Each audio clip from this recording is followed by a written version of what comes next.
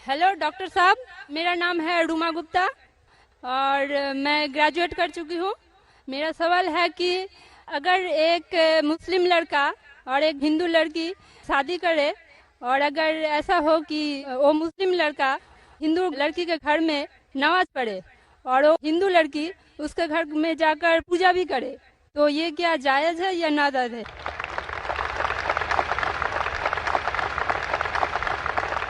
बहन का अच्छा सवाल है कि अगर एक मुसलमान लड़का हिंदू लड़की से शादी करता है तो क्या वो मुसलमान लड़का हिंदू के घर में जाके नमाज पढ़ सकता है, और क्या वो लड़की मुसलमान के घर में पूजा कर सकती है? नहीं। सबसे पहले कुछ शराइत है हर चीज़ के। आप अगर गाड़ी रखेंगे और गाड़ी का एक पहिया रखेंगे, साइकिल का एक पहिया रखेंगे, ट्रैक्टर का, तो गाड़ी चलेंगी क्या? नहीं चलेगी। या चारों साइकिल कर दो या चारों ट्रैक्टर कर दो। इसीलिए कुरान की आयत है सूरह बकरा की सूरा नंबर 2 आयत नंबर 221 में अल्लाह ताला फरमाते हैं कि आप मुशरिका से शादी नहीं कर सकते जब तक वो ईमान न लाए। मतलब जो गैर मुस्लिम है और शिर्क कर रही है उससे आप शादी नहीं कर सकते जब तक वो ईमान ना लाए। और एक ईमान लाने वाली औरत चाहे कितनी भी बदसूरत हो वो एक मुशरिका से बेहतर है। और आगे आयत कहती है कि लड़कियां मुशरिक लड़के से शादी नहीं कर सकती जब तक वो ईमान ना लाए। एक मोमिन आदमी चाहे कितना भी बदसूरत हो वो बेहतर है बनिस्बत जो शिर्क करता है। इसकी वजह यह है कि इस्लाम में लिखा है कि अगर आप खुदा के अलावा किसी को और पूछते हैं, किसी और की इबादत करते हैं, ये सबसे बड़ा गुनाह है। और अल्लाह ताला फरमाते हैं सूरह निसा में सूरा नंबर 4 आयत नंबर 48 में और सूरा निसा सूरा नंबर 4 आयत नंबर 116 में कि अल्लाह सुब्हानहू व तआला अगर चाहे तो कोई भी गुनाह को माफ कर सकता है, लेकिन शिर्क को कभी नहीं माफ करेगा। अगर एक इंसान मुशरिक जैसा मर गया तो अल्लाह ताला कभी भी उसे माफ नहीं कर सकता, क्योंकि मुशरिक वो शख्स है जो शिर्क करता है। और ये सबसे बड़ा गुनाह है, क्योंकि हमारा खालिक, हमारा मालिक, हमारा ईश्वर, हमारा खुदा, हमारा भगवान, अगर हम उसको गाली देंगे, ये सबसे बड़ा गुनाह है। जिसने हमें जिंदगी दी, जिसने ये सारी चीजें हमें दी दुनिया में, अगर हम उसको गाली देंगे, उसके अलावा किसी और की इबादत करेंगे, ये शिर्क हुआ। तो इसीलिए इस्लाम में इजाजत नहीं है कि एक मुस्लिम लड़का या लड़की कोई मुशरिक लड़का या लड़की से शादी करे, ये इजाजत नहीं है। जहां तक के सवाल है क्या एक आम मुसलमान हिंदू घर में नमाज पढ़ सकता है? अगर उसके सामने कोई मूर्ति नहीं है तो वो नमाज कहां भी पढ़ सकता है, अगर जगह साफ है। हमारे रसूल मोहम्मद सल्लल्लाहु अलैहि वसल्लम फरमाते कि सारी दुनिया, सारी धरती मोमिन के लिए मस्जिद है।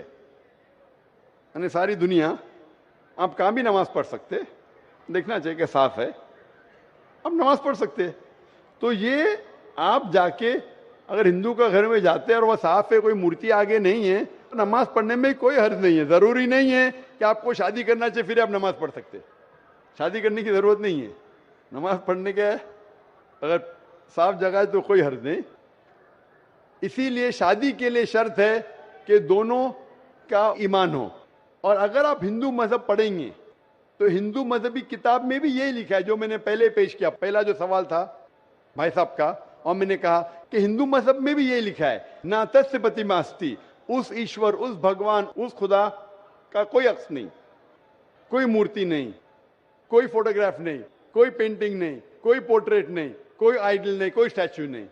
अगर ये मान ले कि कम से कम जो यकसा है हिंदू और इस्लाम के मजहबी किताब में, कम से कम उसके ऊपर अमल करे तो अक्सर हमारे मुश्किलात दूर हो जाएंगी। जो यकसा नहीं है उसको कल डिस्कस कर सकते। और अगर आप तहकीक करते हिंदू मजहब की किताब पढ़ते और इस्लाम मजहब की किताब पढ़ते, दोनों में लिखा है खुदा एक है, दोनों में लिखा है खुदा का कोई अक्स नहीं है, दोनों में लिखा है कि खुदा का कोई बुत नहीं है, दोनों में लिखा है कि खुदा के अलावा किसी और की इबादत नहीं करना चाहिए, दोनों में लिखा है कि आखिरी पैगंबर मोहम्मद सल्लल्लाहु अलैहि वसल्लम में دونوں میں لکھا ہے کہ شراب نہیں پینا چاہیے. میں حوالے دے سکتا ہوں اور میں تقریر ایک دیا ہوں, similarities between Islam and Hinduism. اسلام اور ہندوازم میں یکسانیت دونوں کتاب میں. آپ اگر پڑھیں گے قرآن مجید میں سورہ مائدہ سورہ 5 آیت نمبر 90 میں لکھا ہے کہ شراب پینا حرام ہے. اب Manusmriti chapter number 9 verse number 225 پڑھیں گے, اس میں لکھا ہے کہ شراب پینا حرام ہے. قرآن میں لکھے سورہ مائدہ سورہ نمبر 5 آیت نمبر 3, سورہ بقرہ سورہ نمبر 2 آیت نمبر 173, سورہ انعام سورہ نمبر 6 آیت نمبر 145 اور سورہ نحل چیپٹر 16 ورس 115 میں حرمت علیکم المیتۃ والدم ولحم الخنزیر وما اہل لغیر اللہ بھی. کیا آپ کے لیے حرام ہے مرا ہوا گوشت, خون, سور کا گوشت اور وہ کھانا جس کے اوپر اللہ کے علاوہ کسی اور کا نام لیا گیا ہے. آپ اگر ہندو مذہبی کتاب پڑھیں گے اس میں بھی لکھا ہے کہ سور کا گوشت کھانا حرام ہے. اگر آپ تحقیق کریں گے کافی یکسانیت ہے. اسلام مذہبی کتاب میں لکھا ہے قرآن میں سورہ نور میں سورہ نمبر 24 آیت نمبر 30 اور 31 کے اندر حجاب کے بارے میں. عورت کو الحمدللہ حجاب میں ہونا چاہیے, سر سے ڈھکا ہونا چاہیے اس کا جسم, صرف جو دکھ سکتا ہے وہ چہرہ اور ہتھیلی تک کے.